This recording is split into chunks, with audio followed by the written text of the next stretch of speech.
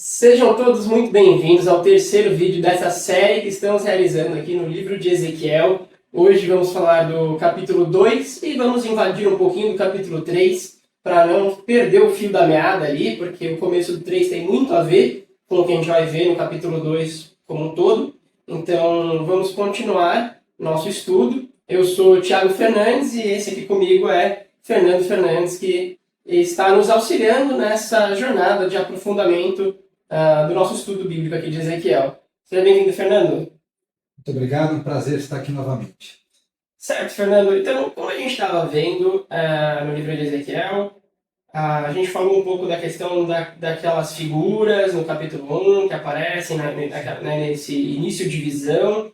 E aí, quando a gente vai para o capítulo 2, a gente tem um capítulo menos complexo em termos de imagens, de alegorias, vamos dizer assim, significados dessas imagens e tal, mas a gente tem algo mais profundo aí para se entender, talvez no significado ali, do que Deus queria falar para Ezequiel, né? E ele começa logo chamando Ezequiel de filho do homem. E eu queria entender um pouco melhor o que para você é o significado desse filho do homem, por que ele usa esse termo específico, que talvez a gente vai ver depois em outros momentos da Bíblia também. Perfeito. Realmente, como você disse, Tiago, a dificuldade nesse texto não está na questão da interpretação de imagens, mas na dificuldade do que essa palavra significa para a nossa vida. A dificuldade está no viver, porque muitas ordens que Deus vai dar para Ezequiel, elas também são chamados feitos para nós, né? E ele começa sendo chamado realmente como filho do homem, né? E essa é uma expressão muito comum, na verdade, na Bíblia. Ela aparece em vários lugares, né? Então, para a gente ter uma ideia, Isaías tem um exemplo que você quer falar que um campo, né? Ele é um campo fértil, é um campo filho do azeite, porque o azeite tinha essa relação com alguma coisa rica, né? E você vai ter diversas outras situações, né? Lugares que vai estar traduzindo como assim, povo de Israel, né? Tal, filhos de Israel, literalmente. Jesus vai usar muito desse conceito também. Ele vai usar o sentido de filho do homem como filho de Deus. E esse termo filho, ele está relacionado com a natureza, quer dizer, aquele que tem a mesma natureza dele. Porque se eu sou filho de alguém, eu herdo características desse alguém. Se alguém é filho de um ser humano, é ser humano também igualmente, né? E o que quer dizer, na verdade, aqui é justamente isso. Ele, filho do homem, Deus está chamando Ezequiel para falar aos homens, com todas as suas qualidades e defeitos, sendo ele também da mesma natureza. Então é interessante, né, que Deus, ao invés de falar direto com todo mundo, ele escolhe um ser humano para que fale aos outros seres humanos também. Sim, bem interessante, né? É quase como se fosse aquele ditado, né? Filho de peixe, peixinho é, né? Sim. Tipo isso, tipo isso. Tá bom. E aí, assim que ele começa a fazer o comissionamento, né, de Ezequiel, como a gente poderia dizer, tem uma parte muito interessante, que Ezequiel de imediato se prostra naquela situação, talvez diante da grandeza, se sentindo pecador, talvez por isso, né? Queria entender melhor o que você acha disso, mas também depois a gente vê que ele é colocado de pé, né? O que significa isso? Por que ele primeiro se prostra, depois é colocado de pé? Até tem uma coisa que eu já talvez tenha adiantado aqui, né? Não é ele que fica de pé, né? Ele é colocado de pé. Perfeito. Na verdade, isso vai se repetir diversas vezes no livro de Ezequiel. Toda vez que ele vê a glória de Deus, ele cai com o rosto em terra. Ezequiel também não é a única pessoa que sofre esse impacto de ver a glória de Deus, né? Então a gente vê situações diferentes. Moisés teve algumas experiências, e quando ele chega ali na sarça ardente, ele ouve a voz: olha, você tira a sandália dos teus pés, porque o lugar que você está é santo, né? Isaías tem uma experiência muito forte nesse sentido também. No capítulo 6 de Isaías, ele tem uma visão também, e ele se vê no templo e ele vê a glória de Deus. E quando ele vê a glória de Deus, ele fala: ai de mim, porque eu sou um homem de lábios impuros e eu habito no meio de um povo de lábios impuros. Então Isaías tem a sensação ali que ele vai morrer, né? Porque ninguém pode ver a face de Deus e continuar vivendo, né? Por isso, quando Moisés pede para ver a face de Deus, não lhe é permitido. Deus lá no monte coloca ele numa fenda, quando Deus passa, ele põe a mão sobre a fenda, e quando Deus tira a mão, Moisés vê Deus apenas pelas costas, né? E pegando esses exemplos, e principalmente o de Isaías, a gente percebe que existe um problema da dignidade nossa. Nós não somos dignos de ver a glória de Deus. Por isso Isaías teme naquela hora, percebendo o seu pecado. E a reação semelhante, apesar de ele não falar nada, acontece com Ezequiel, que cai com o rosto em terra, né? Então está ali como que sem ação. Mas aí você colocou, puxa, mas ele é colocado em pé para ouvir a palavra de Deus. É interessante que parece o texto sugerir que na nossa relação com Deus tem que haver essa experiência dupla. Esta reverência, esse respeito com relação à majestade e à glória de Deus, nós lembrarmos quem nós somos diante de Deus, né? Diria assim, eu posso viver uma situação de um relacionamento profundo com Deus? Posso, mas nunca vou chamar ele de meu chapa, porque ele não é igual a mim, ele é superior a mim. E isso está representado nesse cair com o rosto em terra. Isso é algo muito importante. Porém, quando Deus fala conosco, nós temos que estar no estado de prontidão. Então, esse estar em pé é alguém pronto para ouvir, alguém pronto para agir de acordo com a palavra que vai ouvir. Interessante que, como você colocou, ele não se põe em pé. É necessário o poder de Deus para colocá-lo em pé, para que ele esteja, então, pronto para agir. Curioso isso, né? Porque talvez o que Deus quer da gente é justamente essa reverência, essa posição de humildade de se colocar, né, prostrado diante dele, sem querer que a gente se coloque de pé, porque ele mesmo coloca de pé, né? Então, talvez isso tenha uma relação com a questão da incapacidade dele de estar diante de tamanha na postura grandeza. correta diante de Deus, né? E mostra a dependência dele, mostra a nossa dependência, na verdade, de Deus nessas duas questões. Mas interessante o que fica para nós aqui agora diante de Deus eu tenho que ter a postura da reverência, mas eu tenho que ter também a postura da prontidão diante da palavra de Deus, prontidão para agir de acordo com a palavra. Entendi. Então, logo depois dessa parte ali, onde a gente vê então Deus chamando ele para agir, como você falou, Deus vai chamar Israel de nação rebelde, né? Talvez estranho, porque a gente pensa, Israel é aquela nação escolhida, né? E tal, o povo de Deus, e aí ele vai ser colocado numa posição ali de rebelde, como se ele fosse qualquer nação, né? Uma nação inimiga, às vezes é chamada de rebelde, ou enfim, né? Qualquer povo pagão ali da região poderia ser chamado assim, mas a gente não imaginaria que Israel fosse chamado assim. Isso é pesadíssimo. Nós, assim, estando fora daquela cultura e não estando tão mergulhados na forma com que Deus falava com eles, isso é muito forte. Porque sempre que ele fala nações, os que não são povo de Israel e sempre estão associados a uma postura de rebeldia contra Yahvé, né? Então, Deus deixar de chamá-los de povo de Deus, de chamá-los como nações e ainda pôr o título de rebeldes, realmente Deus olhar e falar, olha, para mim, vocês estão iguais a todos os povos que vocês julgavam, criticavam, porque não tinham entendimento de Deus, não serviam a Deus, vocês são considerados por mim da mesma maneira. Interessante que ele coloca no texto também que ele fala de uma continuidade da rebeldia, que eles vêm sendo rebeldes por todo o tempo. Então, um elemento interessante que pode exemplificar isso é o discurso que a gente vê lá no livro de Atos dos Apóstolos, de Estevão, antes de ser apedrejado, né, o primeiro mártir.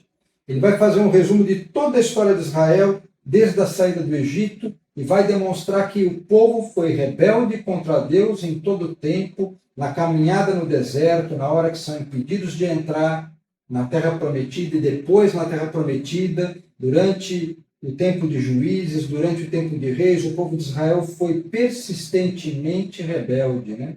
Então a gente percebe que Deus chega num ponto agora que fala, para mim vocês são como qualquer nação. Muito forte, muito pesado. Sim. E aí eu acho que até cabe uma autoanálise aqui, né? A gente olha para tudo isso e não dá para deixar de pensar que hoje em dia o povo e até nós mesmos, né, somos assim. Né? Nós não devemos cair no erro que os fariseus que estiveram com Jesus caíram. Eles olhavam para trás e eles diziam que se eles tivessem vivido no tempo dos antepassados, eles não teriam matado os profetas, porque os antepassados deles foram contra os profetas. E eles diziam que seriam diferentes. E eles acreditavam mesmo nisso, mas Jesus olhava para ele e dizia: pois bem, eu vou mandar profetas para vocês e vocês vão mandar os profetas que eu vou enviar. Na verdade, acabamos de dar um exemplo. Matar, né? Se for mandar, mas Matar. E o exemplo de Estevão é o primeiro mártir, né? É um dos exemplos e muitos outros foram mortos por eles. Então, eles estavam tão errados no julgamento deles consigo mesmos. Nós vamos cair nós no mesmo erro também. Nós vamos achar que nós somos diferentes do que aquele povo de Israel, que era uma nação rebelde. Não, se a gente estiver com a razão no lugar, nós vamos pedir misericórdia a Deus, para que Ele quebrante nossos corações diante dEle, para que aí sim a gente se faça um povo maleável, né? Vamos dizer assim, à vontade dEle. Certo. É uma reflexão pesada, porque acho que é difícil da gente, da posição talvez de soberba, de achar que a gente é melhor que um fariseu, de pensar, não, eu não mataria Jesus, eu amo Jesus. Pelo menos é assim que eu penso se eu não tiver cuidado, né? Minha mente se inclina a pensar, eu sou capaz de diversos pecados, eu reconheço que eu sou pecador, mas quando eu penso matar Jesus, matar os profetas, eu não faria igual a eles, né? E aí talvez eu esteja caindo no mesmo engano deles, né? E aí a gente tem que orar e pedir justamente para que Deus quebrante nosso coração para enxergar o quão pecadores nós somos, né? E Jesus coloca a régua lá em cima, porque ele fala que se a gente mesmo se irá e pensar em matar, a gente já matou. Então, na verdade, a régua ela é realmente num padrão muito elevado. Eu diria que, lembrando que o coração que Deus recebe não é o coração arrogante, que acha que é melhor que o outro, mas o quebrantado. Esse é o coração que Deus não rejeita. Então, a gente deve olhar para esta palavra dirigida aos filhos de Israel com temor.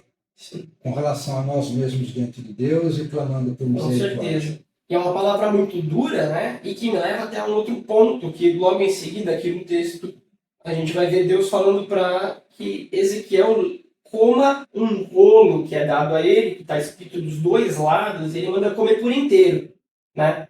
E talvez tenha um pouco a ver com essa palavra dura e tão complexa que Deus tinha para passar para ele e para passar para o povo, certo? O que você teria a dizer sobre essa parte onde ele tem que comer esse rolo? Bom, interessante que quando Deus fala para ele comer esse rolo, né, que é na verdade comer aquela palavra que Deus estava trazendo, ele menciona não seja rebelde como eles, né?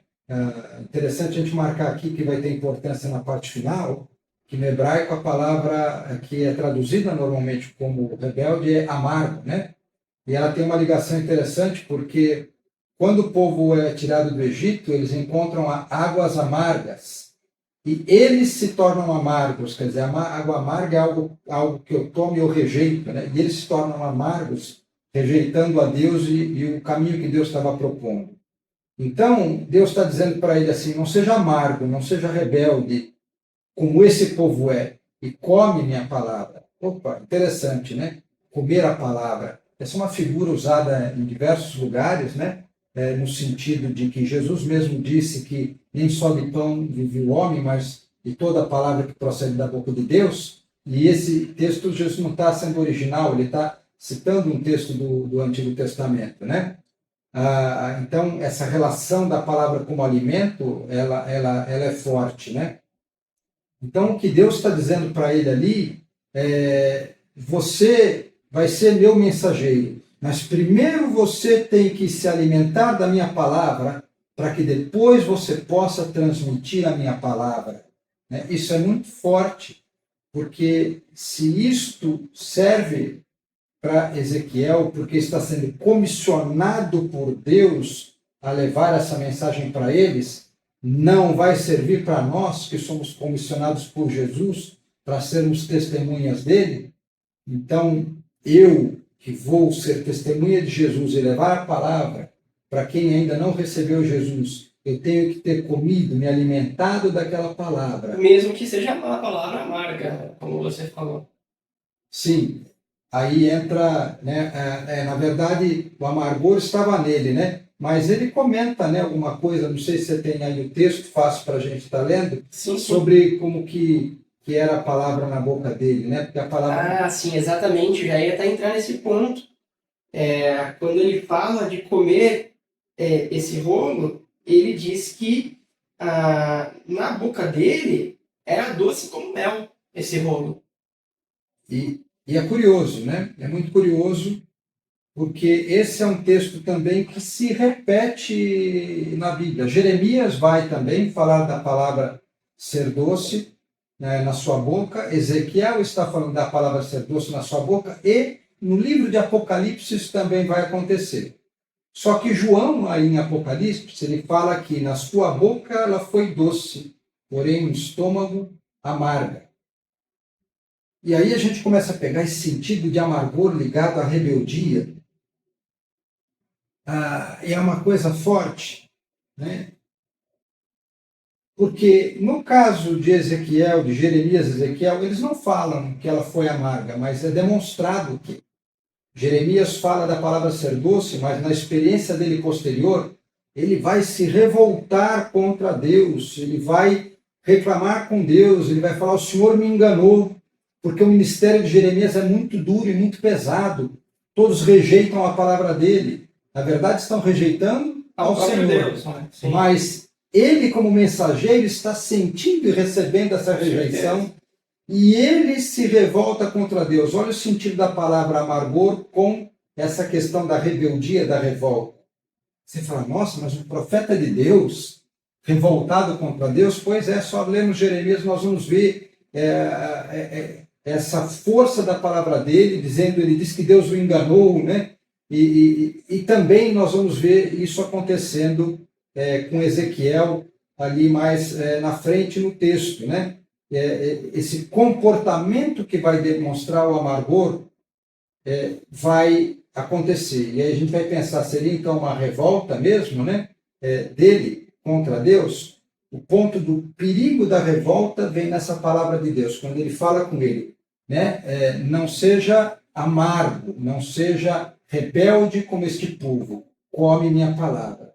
Então, qual que é o sinônimo de ser rebelde, amargo, para com Deus? Não comer a palavra de Deus, não receber a palavra de Deus, rejeitar a palavra de Deus. Esse é o sentido que serve a advertência para ele, como serve a advertência para nós também. Perfeito, perfeito. Bom, e aí essa palavra dura que ele come antes de levar para o povo, aí ele tem essa missão, então, de levar uma palavra que ele sabe que o povo não vai gostar, que ele sabe que vai ser duro de receber. A gente tem também o exemplo de Jeremias, que você citou, né? Que ele fica revoltado com Deus. E aí a gente pensa, essa palavra tão dura, sendo que ele comissiona Ezequiel para falar algo que ele já sabe que o povo vai rejeitar, né? Por que ele comissiona Ezequiel para falar isso, sendo que ele já sabia que o povo rejeitaria? Interessante. Deus não só sabe como avisa, e entra um desafio que Deus lança para Ezequiel. Ele fala: não temas esse povo, né? Porque eles vão ser duros com você. Ele vai comparar eles com espinheiros, vai comparar com escorpiões, né? E de maneira que ele poderia ter medo, né, de enfrentar aquele povo todo que não queria ouvir o que ele tinha para dizer, que não queria ouvir a palavra de Deus, né? Então a gente tem duas coisas aqui. Primeiro, a rejeição que Ezequiel recebia era porque o povo rejeitava a Deus e por isso rejeitava então o seu mensageiro, né? O segundo ponto é essa questão de Deus pedir a ele ousadia nessa atuação dele. E a gente começa a olhar para isso e falar, será que isso tem relação conosco? Nós já estamos fazendo um paralelo aqui. Assim como Ezequiel foi chamado para levar a palavra de Deus, que Deus tinha para aquele povo naquela época, nós somos chamados para sermos testemunhas de Jesus, né, como aquele comissionamento, né, desde Jerusalém, Judéia, Samaria e até os confins da terra. Nós também somos chamados, né? Podemos nos preocupar para olhar similaridades e diferenças, né? Ezequiel parece que o problema da rejeição era assim muito forte, apesar de que a gente vai ver que havia pessoas que iriam ouvir a mensagem dele. E o nosso caso? Nosso caso, bom, Jesus vai falar também que seremos perseguidos, né? Que não nos ouvirão porque não ouvem a ele, porque perseguirão a ele. Inclusive com os próprios discípulos que ele comissionou ali, né? Você até falou de Estevão, que foi apedrejado, mas não só ele, como diversos outros, né, foram perseguidos. Se não todos. Apóstolos, praticamente todos foram mortos, com exceção de uma maneira como mártires, com exceção de João, mas João... Sim, mas ainda assim perseguido também. Perseguido, preso, escreve Apocalipse, preso na ilha de Patmos, né? Quantos cristãos morreram nas arenas? Então, toda a perseguição e rejeição está aí. Mas a gente vê também um lado positivo de muitas conversões na igreja inicial, ali ainda em Jerusalém, muitas pessoas se ajuntando e crendo na palavra e se juntando à igreja. Então, a gente vê ali o lado positivo. Que mensagem fica para nós se existe essa similaridade, né? Então, primeiro, nós não devemos temer quando somos chamados para anunciar a palavra de Deus. Devemos ter ousadia. Se não temos, vamos clamar a Deus por essa ousadia.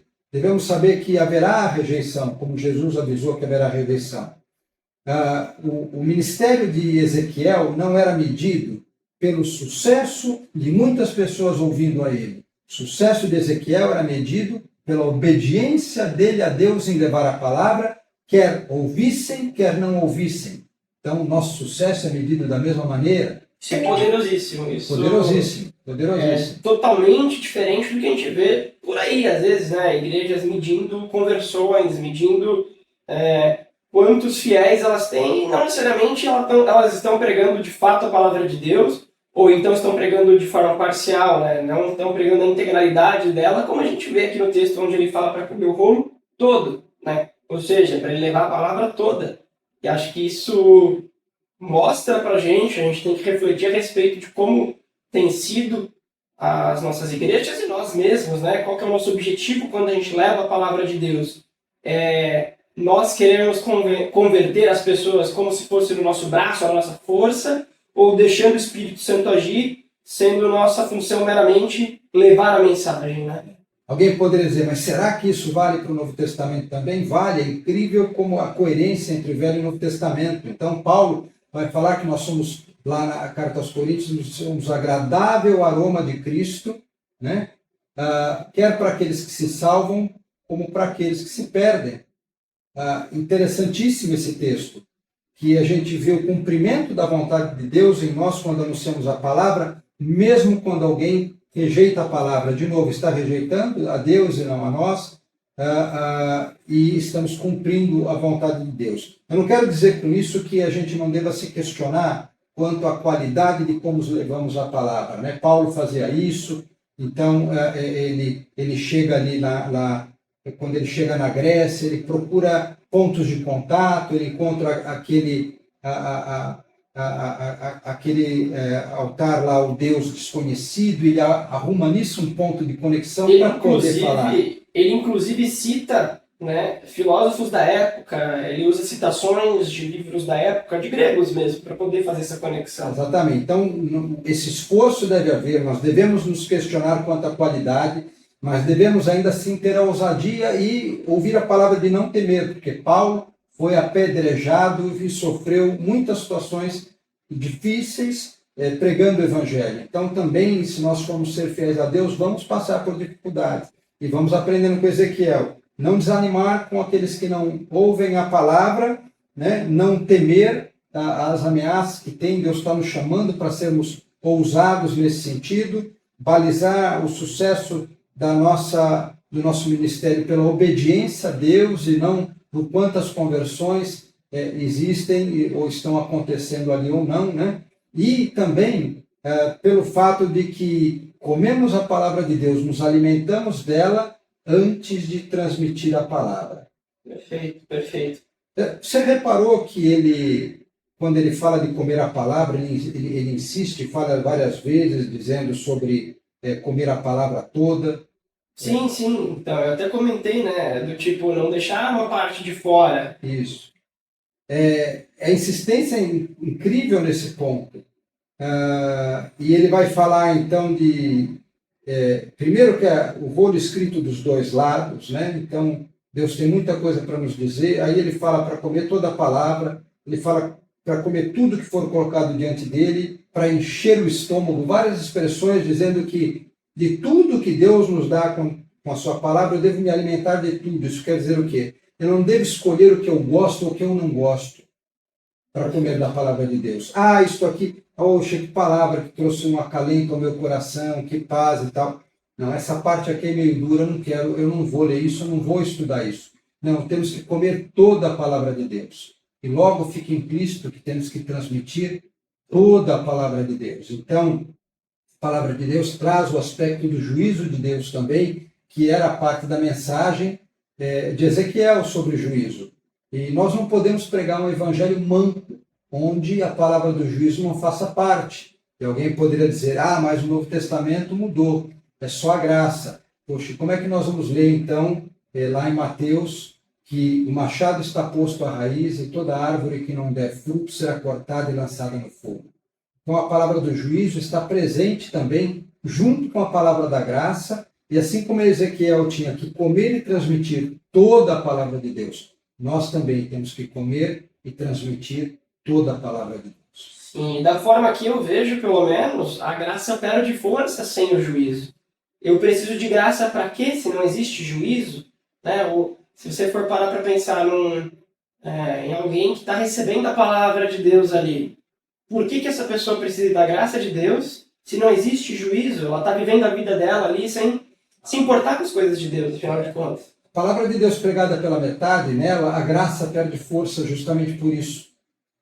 Porque se a pessoa não conhece a justiça de Deus e que Deus não tolera a iniquidade, Deus não tolera a maldade, Deus não tolera a irreverência quanto a ele, o pecado com relação a Deus, mas o pecado também com relação ao seu próximo.